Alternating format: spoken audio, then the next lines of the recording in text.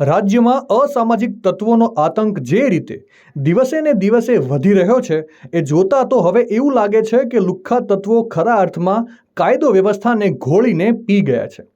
જાહેરમાં આ મારામારીના દ્રશ્યો જે તમે જોઈ રહ્યા છો, જ્યાં ધોળે દિવસે રસ્તા પર પોલીસ કે કાયદાના કોઈ જાતના ડર વગર 10થી 12 અસામાજિક તત્વો અંદરો-અંદર મારામારી કરી રહ્યા છે। આ દ્રશ્યો છે રંગીલા રાજકોટના, જ્યાં ગોંડલ રોડ પર જસાણી સ્કૂલ પાસે જાહેરમાં મારામારી કરીને અસામાજિક તત્વોએ જાણે આખા વિસ્તારને બાનમાં લીધો હતો। વિડીયોમાં સ્પષ્ટપણે જોઈ શકાય છે કે હાથમાં રબડના કોરડા અને દંડા લઈને લુખ્ખા તત્વો એકબીજા પર તૂટી પડ્યા છે। હાલ આ વિડીયો સોશિયલ મીડિયા પર ઝડપથી વાયરલ થયા બાદ વિડીયોના આધારે ભક્તિનગર પોલીસે તપાસના ચક્રો ગતિમાન કર્યા છે। ત્યારે સવાલ બસ એ જ થાય છે કે આવા અસામાજિક તત્વોમાં ડોન બનીને જાહેરમાં કાયદો હાથમાં લેવાની હિંમત આવે છે ક્યાંથી? આ બાબતે તમારો શું અભિપ્રાય છે? કોમેન્ટ કરીને જરૂરથી જણાવજો।